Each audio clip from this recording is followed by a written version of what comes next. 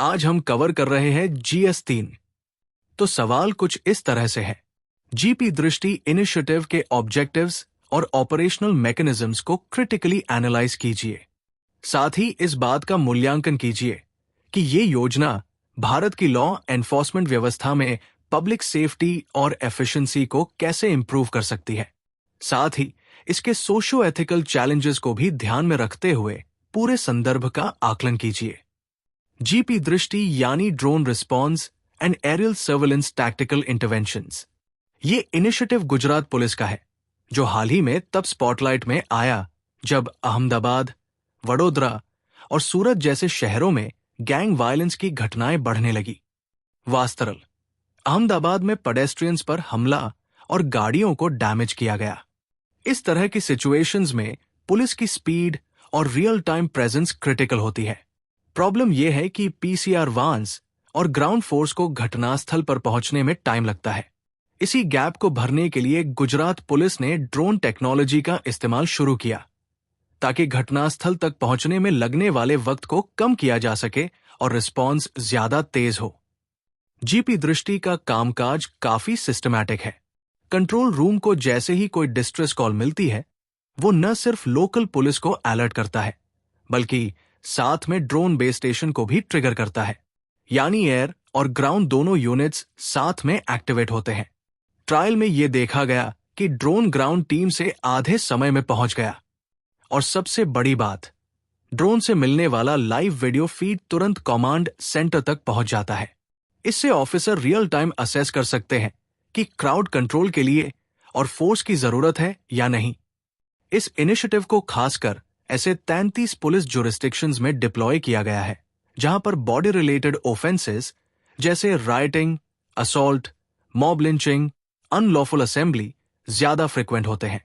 Drone की capabilities भी काफी एडवांस्ड है। ये 120 मीटर की ऊंचाई तक उड़ सकते हैं और 35 मिनट की बैटरी लाइफ रखते हैं।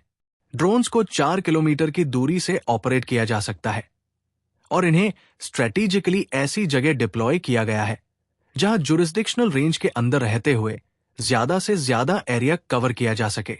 इनमें हाई डेफिनेशन कैमरास हैं जो 700 मीटर तक हाई क्वालिटी विजुअल फीड भेज सकते हैं। जूम कैपेबिलिटी करीब 1 किलोमीटर तक इफेक्टिव है। नाइट विजन भी इनबिल्ट है।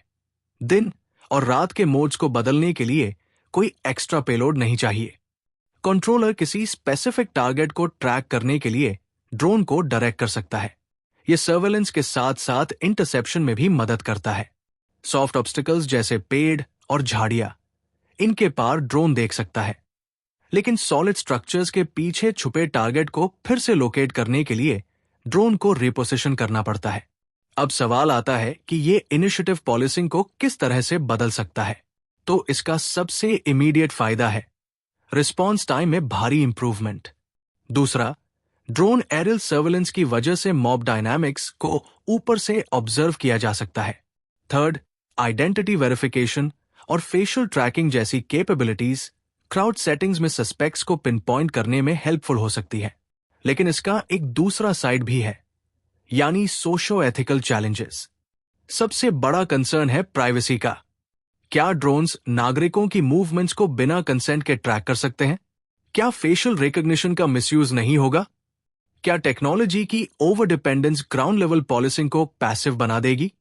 फिर एक सवाल है, क्या देश के डाइवर्स पॉलिसिंग इकोसिस्टम्स में इस तरह के हाईटेक टूल्स यूनिफॉर्मली इंप्लीमेंट किए जा सकते हैं? हर राज्य की टेक रेडनेस, बजट और मैन पावर अलग है। तो जीपी दृष्टि जैसा मॉडल स्केलेबल तो है, लेकिन यूनिवर्सल नहीं। इसलिए जरूरी है कि ड्रोन टेक्नोलॉजी का यूज अकाउंटेबिलिटी और ट्रांसपेरेंसी के साथ हो।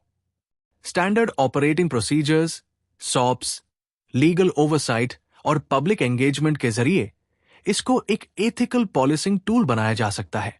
गुजरात पुलिस ने इसे फ्यूजिटिव्स और मिसिंग चिल्ड्रन को ट्रैक करने में भी यूज किया है, जो दिखाता है कि इसका दायरा सिर्फ वायलेंस तक सीमित नहीं है, बल्कि सिटीजन सेफ्टी को ब्रॉडर सेंस में टच करता है। तो निष्कर्ष यही है, जीपी दृष्टि एक फ्यूचरिस्टिक पॉलिसिंग मॉडल की दिशा में बड़ा कदम है, लेकिन इसे केवल सर्वेलेंस टूल न बनाकर स्मार्ट गवर्नेंस का हिस्सा बनाना ज्यादा मीनिंगफुल होगा।